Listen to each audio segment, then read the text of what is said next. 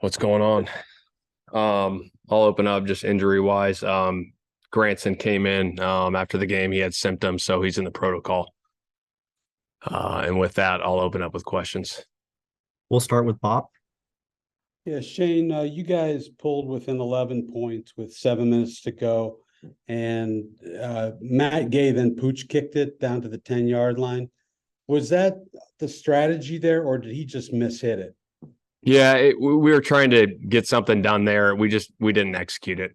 That's on me. Steven.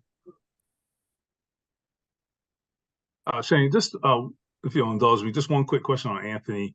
I know none of us are doctors and all that. That's fine. But I'm wondering, just from the standpoint of, everybody wants to see him back out there when he's ready to go. But is there also a part of you, you want to be the coach here for a long time. I'm sure his long-term health and making sure you guys get this right because he is so young.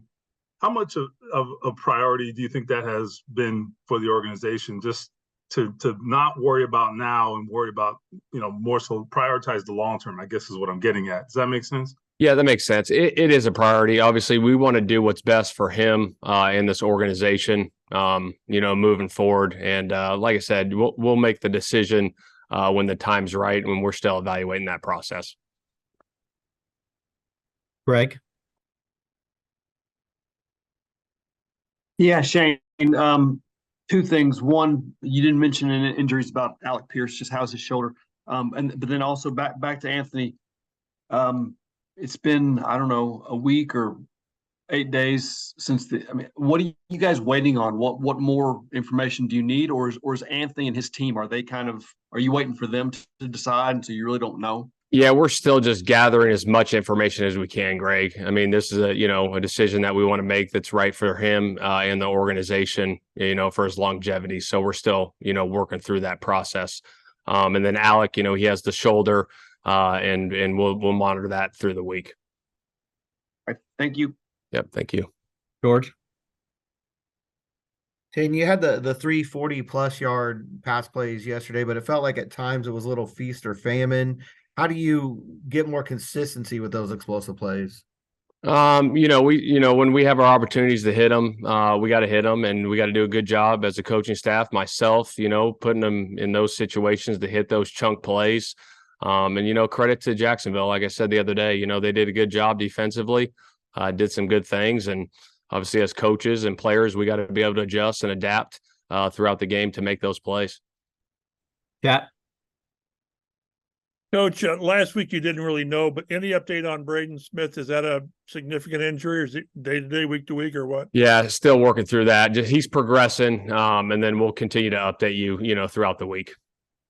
The other question, with Gardner, it's easy to knee-jerk react on a bad game, but 2 games where teams have had a chance to game plan for him, Baltimore and in Jacksonville, not as efficient. What do you guys need to do to minimize his workload as far as responsibilities and make things smoother offensively? I think really just it comes down to execution. All of us, coaches, players, executing at a high level. Got a ton of faith in Gardner. Obviously, he wishes he could have played better. I wish I could have coached better. And so we learned from those. Obviously yesterday wasn't our best performance, but we learned from it, and we got a lot of football left. And we got to do a good job as coaches and players going out and executing. Thanks, Coach. Kevin.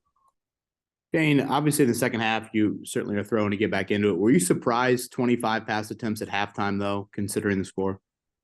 Yeah, I think that first drive, we threw it a good chunk. We had a 15-play drive, threw it 14 times, moved it there. So a lot of those passes came there, and, we had the one possession in the first quarter. They had one. And then, that second drive, obviously we had the fumble to put us down there 14-3. And then, we tried to get back in it. Obviously we had to throw it a little bit there in the second half. But again, we got to be efficient doing those things, even when we put ourselves in those situations, in those holes with the turnovers of trying to fight our way out of those things like crazy. And I thought our guys fought, but obviously getting ourselves in the hole was a big thing that we had to overcome there, and it was tough. Couple more. JJ. Shane, you've had 4 out of 6 games this year starting a reserve offensive lineman, whether it's been Wesley or Blake. Just what have you seen from those guys coming off the bench and playing in those games? I think those guys are fighting like crazy. It's coming in there. Obviously, Blake's played now a couple games, and he's growing and learning. And then Wesley coming in for Ryan. Those games, I thought he fought like crazy as well.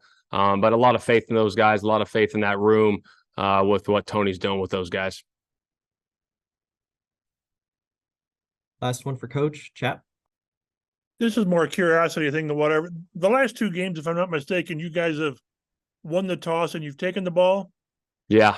Normally guys don't do that. What's your why?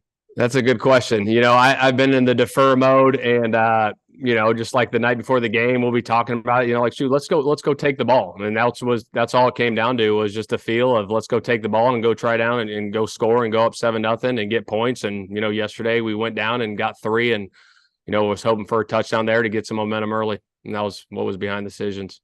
So it's just a feel. I mean, it's not analytics. It's just that was it. a feel. Yeah. Thanks, All right. Coach. All right. Thanks, guys.